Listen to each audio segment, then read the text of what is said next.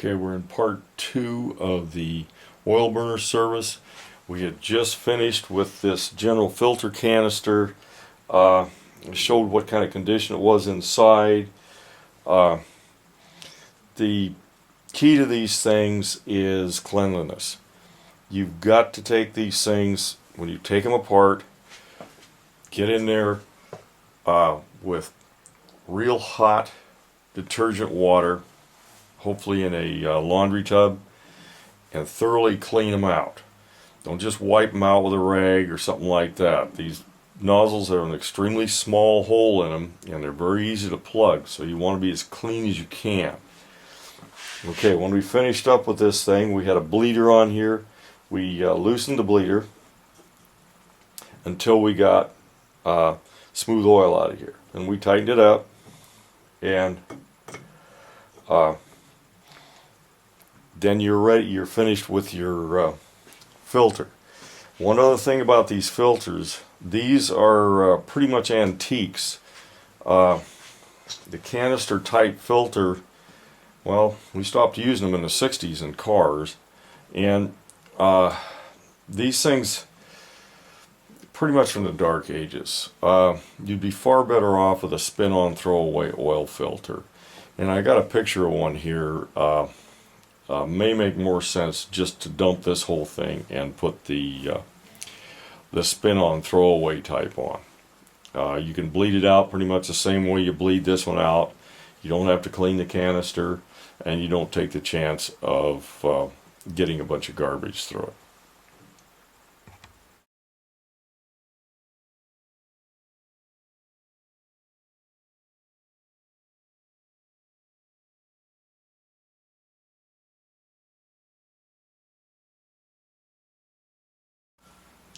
Okay, now we're at the burner.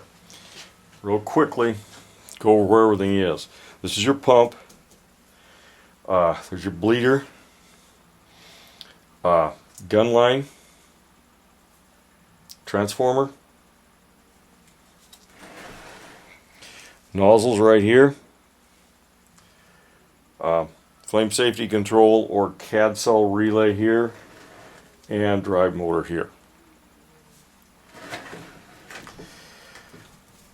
When we start the service, we're going to open this up. There's your electrodes for your spark coil. And down here is the gun. This gun line, which I've already loosened, I'm going to go ahead and take off. Now I take off both ends of the gun line, or at least I loosen both ends, so I don't have to bend this line.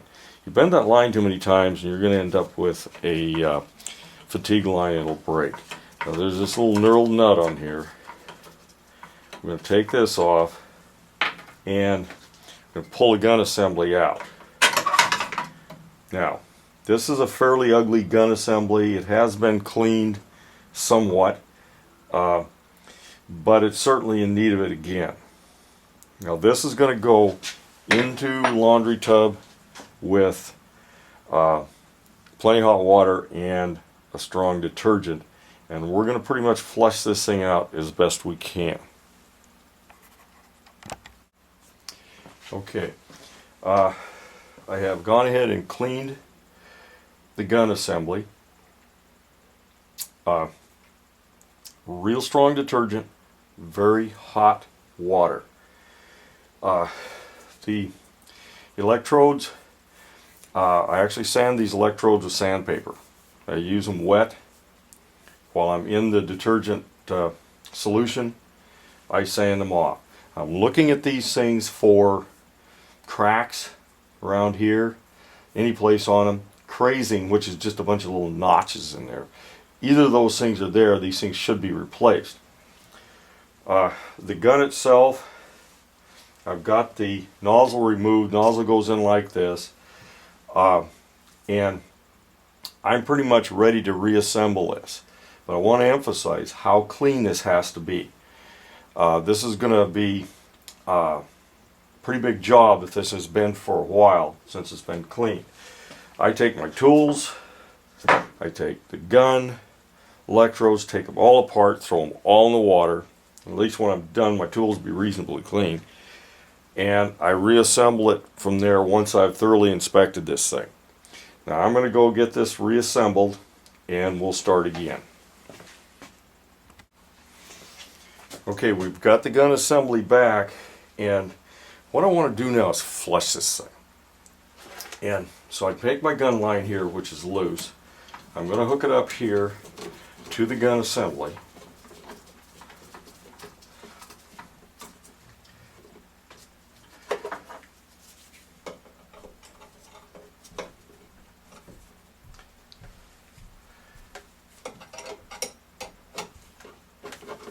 I'm going to run it into a coffee can. I don't have this hooked up, so I'm not going to do it. But I will go ahead and close this, start it up. All it's going to do is pump oil out into here. Now this is going to do a couple of things. If I got a single line system, this is going to clear that single line. They oftentimes get sludge and the like in the lines, and we need to try to flush it out if we can. So we'll fire this up. Now it's not going to prove flame, so this control here is going to shut it off. This does two things. Number one, it clears my line, and it tests to see if this control actually works. So we'll go ahead and fire it up, run it until it cycles off, then I'm pretty sure we're done. Now, do not pour this oil back in the guy's oil tank. It's contaminated at this point. Take it with you, put it in a can. It always seems to end up dumping on the floor, but do not put that back in somebody's oil tank. Okay, we've got the electrodes mounted on here again, and they're just loose. They're not tightened up. But let's take a look at this nozzle. Now here's the old nozzle, and obviously it's pretty black on the outside and so on like that. And you can see the filter on here is pretty dirty. It's had some pretty dirty oil in it. So regardless of its condition though, I replace the nozzle every time. If I take the nozzle out, I do not put it back in. I put a new one in. Now if you're in a tough situation, middle of the night, something like that, you can take these things and clean them with solvent and try. And they may work. I've had them actually work, but that I would not consider that a permanent repair. Now, replacing the nozzle is a specific way to do it, and we'll go over nozzles and so on like that a little later, and sizes and the like. When I take that top off, I do not touch the nozzle. I take and I put it in like this.